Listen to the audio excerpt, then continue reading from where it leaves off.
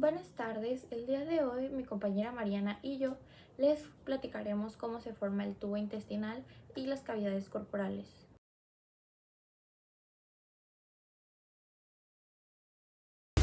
Muy bien, empezaremos con tubo sobre otro.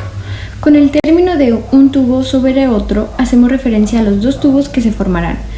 Por el anterior capítulo sabemos que durante la tercera a la cuarta semana el ectodermo se engrosa y forma la placa neural. Esta será inducida para que así se forme un proceso muy importante que denominamos neurulación, que va a dar como producto un tubo neural en la región dorsal, que este será nuestro primer tubo.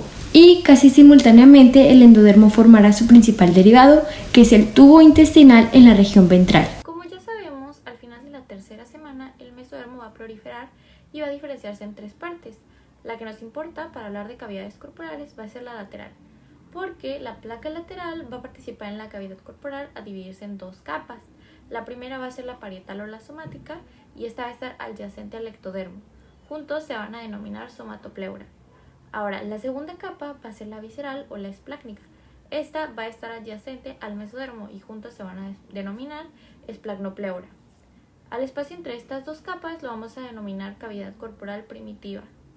Muy bien, en la cuarta semana en dirección ventral, la capa parietal va a generar dos pliegues laterales de la pared corporal y estas se van a dirigir en dirección ventral para cerrar casi por completo la pared ventral, a excepción de la región umbilical.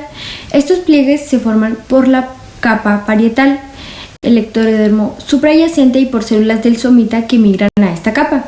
Entonces, se cierra la pared ventral casi por completo a excepción de la región umbilical y el pliegue lateral va a generar que el disco embrionario adopte una posición fetal. Algunas células de la capa parietal van a dar origen a la hoja parietal de las membranas serosas.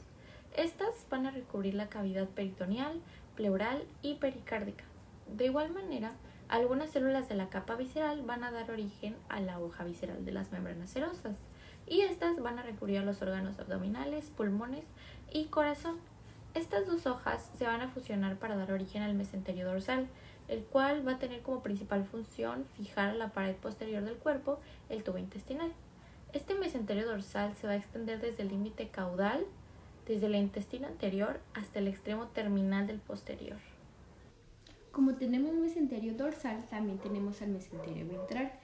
Este se extiende desde la parte caudal del intestino anterior hasta la porción proximal del duodeno, para así crear una estructura muy importante para la formación del diafragma, que es el tabique transverso. Además, este mesenterio va a ser muy importante para formar tejido conectivo en el hígado y estructura de sostén para la formación del diafragma. Ahora, tanto el mesenterio dorsal como el ventral van a tener una doble capa de peritoneo para dar paso a vasos sanguíneos, nervios y vasos linfáticos. Las malformaciones se deben a una falla de cierre en la pared ventral del cuerpo. Esto quizá puede implicar en mayor medida a los pliegues de la pared lateral del cuerpo, más que los craneales y los caudales. Los defectos de la pared ventral del cuerpo se van a presentar en el tórax, en abdomen o en la pelvis. Cuando afectan al corazón se le denomina ectopia cordis y esto significa que queda fuera de la cavidad corporal. Si es en la región de las vísceras abdominales le llamamos gastroquisis. Aquí las asas intestinales se van a herniar hacia el interior de la cavidad amniótica. Si hay una falla en la región pélvica se le puede llamar de dos formas, extrofia vesical o cloacal. La extrofia vesical, en este caso solamente la vejiga va a quedar expuesta y en los varones esto puede llegar a afectar el pene con epispadias, que vendría siendo la falta de fusión del dorso del pene.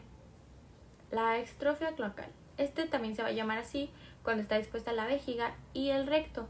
Existen otras anomalías, pero no son generadas por una falla del cierre, entonces a esas le llamamos onfalocelia, cuando el intestino medio no va a retornar a la cavidad abdominal.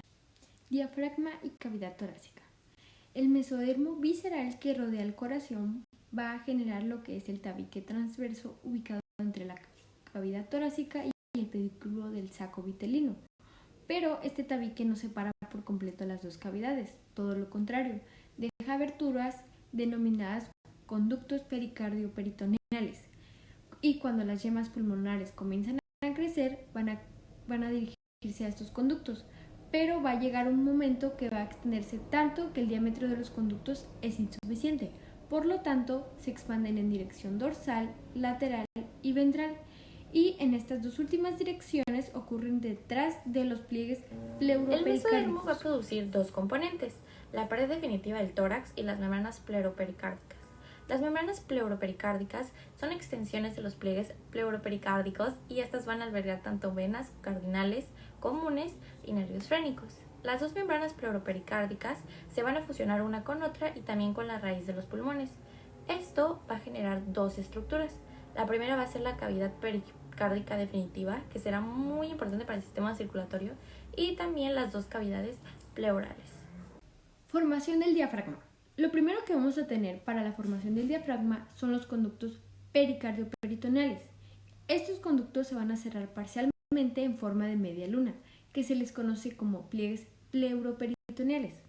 En la séptima semana, estos pliegues se adelgazan para originar sus extensiones, que vendrán siendo las membranas pleuroperitoneales. Estas membranas crecen en dirección medial y se fusionan con el mesenterio esofágico y forman los pilares del diafragma. Estas membranas van a seguir creciendo hasta cubrir por completo el tabique transverso y también su región central. Ya cubierto por la membrana se va a denominar tendón central del diafragma y la periferia va a constituir de tejido conectivo y este va a servir como guía para los mioblastos para que puedan generar la musculatura del diafragma y su inervación va a ser básicamente los nervios frénicos. Y así es como se forma el diafragma.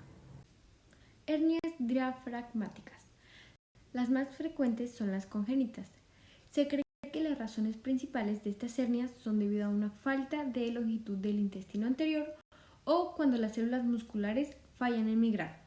En los defectos más graves, los órganos abdominales entran a la cavidad torácica. Pueden provocarse hernias más pequeñas como la paraesternal o esofágica.